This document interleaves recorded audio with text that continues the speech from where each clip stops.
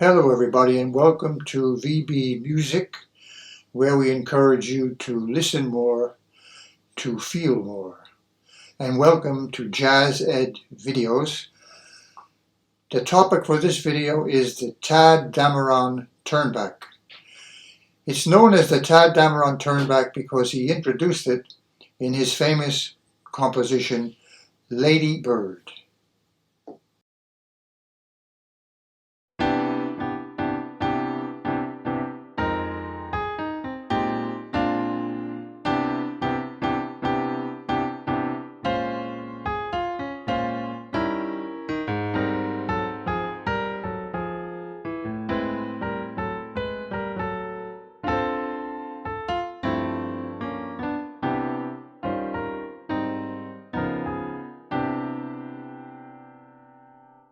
Now it's exactly that last bit, the last four chords, which comprise the turnback.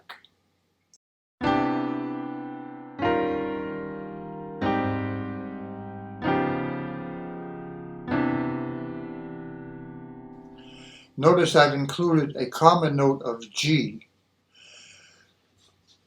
as the upper voice of each chord. Now let's look at those chords individually. That's C major 7.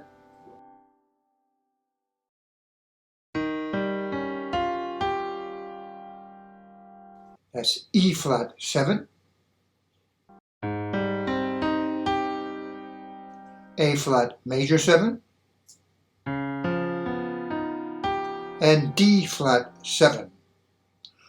Now, in fact, this is a substitute for a 1-6-2-5 turnback, and it's a little bit perhaps more romantic. In any case, it's problematic because the chords seem to be unrelated one to the other.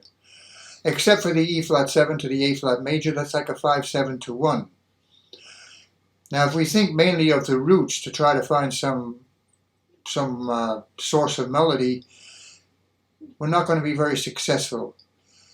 But on the other hand, if we look at a tone or a note to find a note which is common to all of the chords and start from there, the whole thing might be a bit easier. You might find more of a relationship, one chord to the other.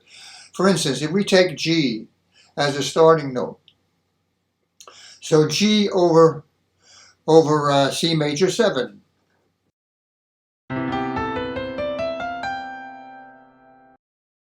And there we have the scale of C beginning on G. Then E flat 7.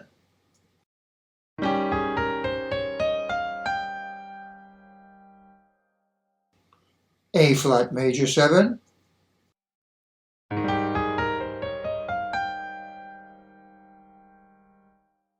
And then D flat 7.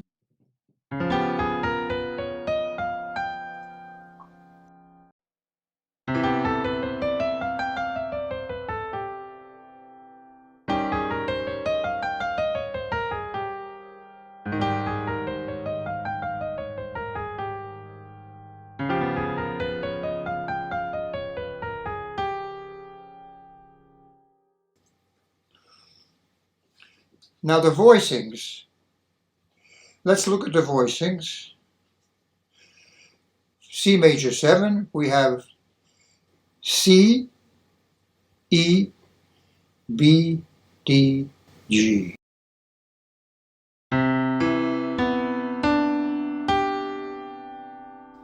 E flat 7, we have E flat, G, D flat, F, and G.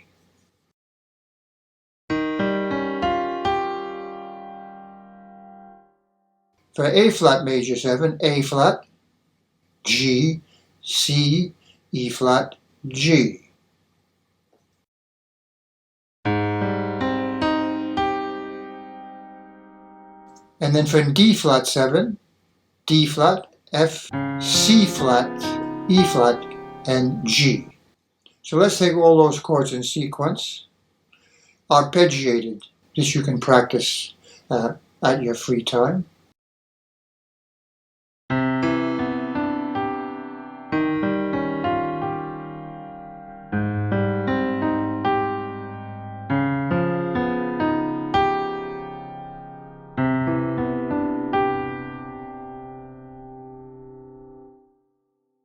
Now, one of the sources of melody has always been motif. Motif meaning a little snippet or a small phrase which then can be changed or varied slightly as harmonies change.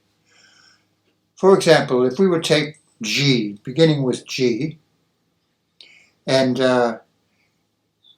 play something over C major 7 using the upper part of the chord, in other words, using the E, G, B, D part of the chord, you would have something like this, for instance.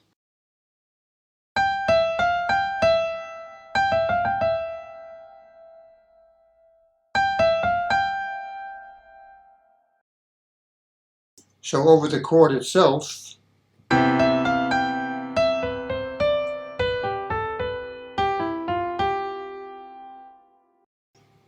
take E flat 7. We could do the same thing over E flat 7.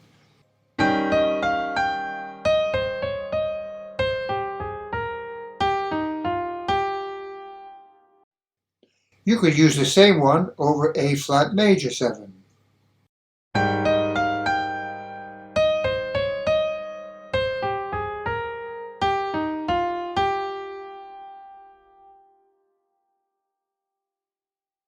And when we go to D flat 7, all we have to do is change the C to a C flat or a B natural. And we get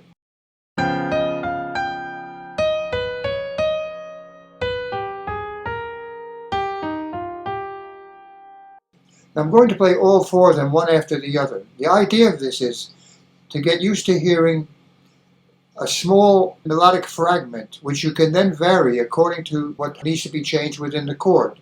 So for instance,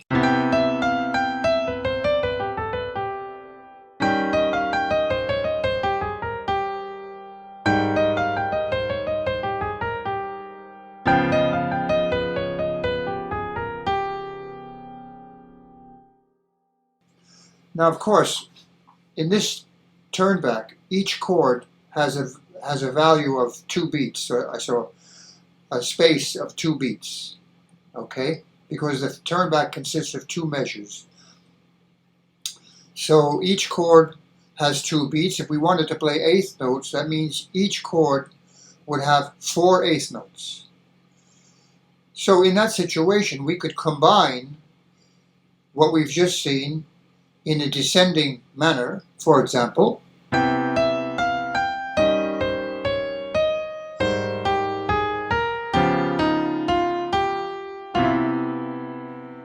we could start on another note. We could start on the major 7. If we started on the 5 always now, let's see how that would work if we would start on the major 7 of C.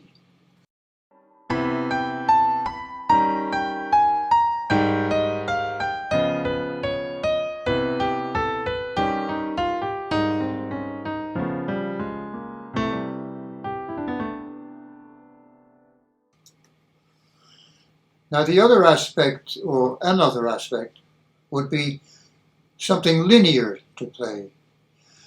But now that we know the changes which take place in the scale, in each case when the chord changes, we have some knowledge upon which we can base to try to find a nice line to play. For instance,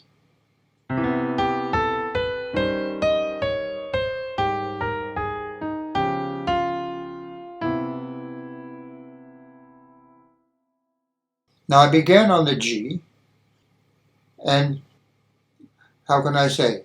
I worked my way around, making sure that when the chord changes, then the closest next tone from where I'm coming from will be correct.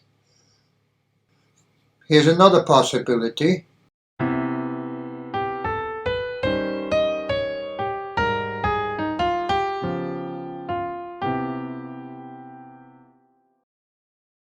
Now there's one other point concerning this particular turnback. It's very useful in ballads because, as I said, it sounds a bit more romantic than a usual 1-6-2-5.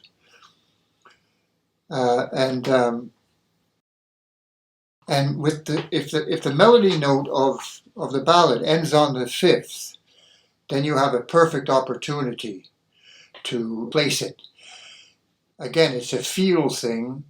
You have to feel that it's the right thing to do at that moment. So in the following example, I'll play I'm in the Mood for Love, and you can hear how you can do this in the turnback of the first 8.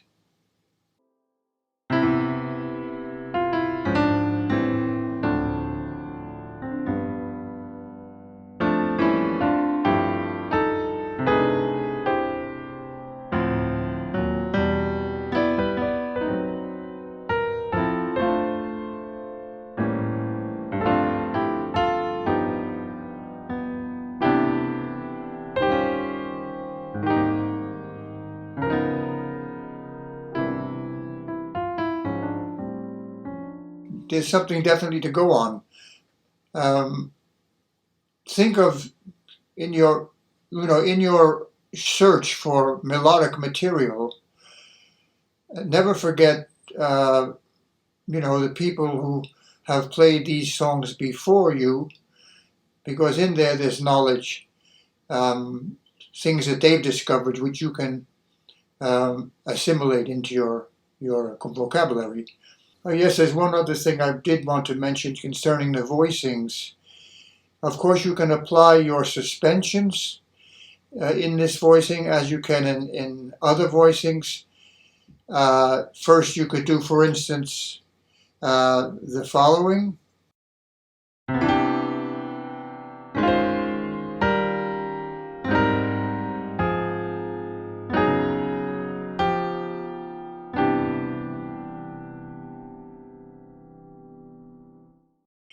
Now, what I did there was I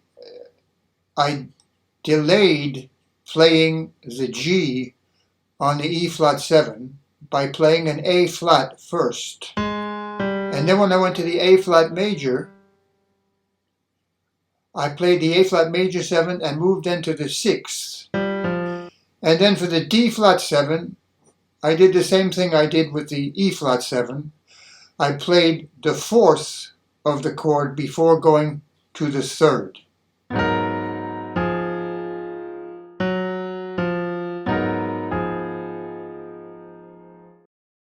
So for instance, if I would be playing I'm in the Mood for Love again, and I'm going to play the turnback in this way, it would be like this.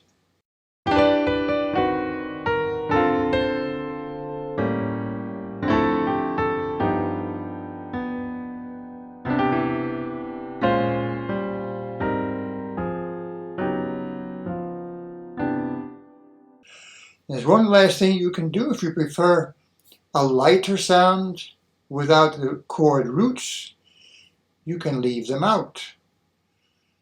Leave all the roots out.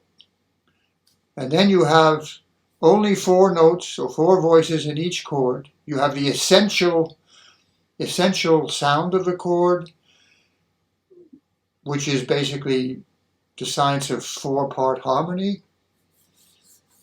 which according to the idea that for every harmonic structure, or for every chord, 4 voices is all you really need, maximum, to convey the feeling. So now we're going to do it. We're going to play the same turnback with no roots.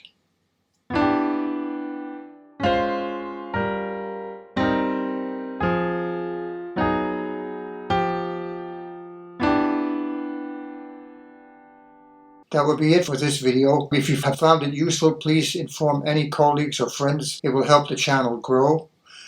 And if you feel like making any kind of a contribution to the channel, that would be much appreciated. You can see all the social media contacts at the closeout of the video. And I hope to see you next time for the next video.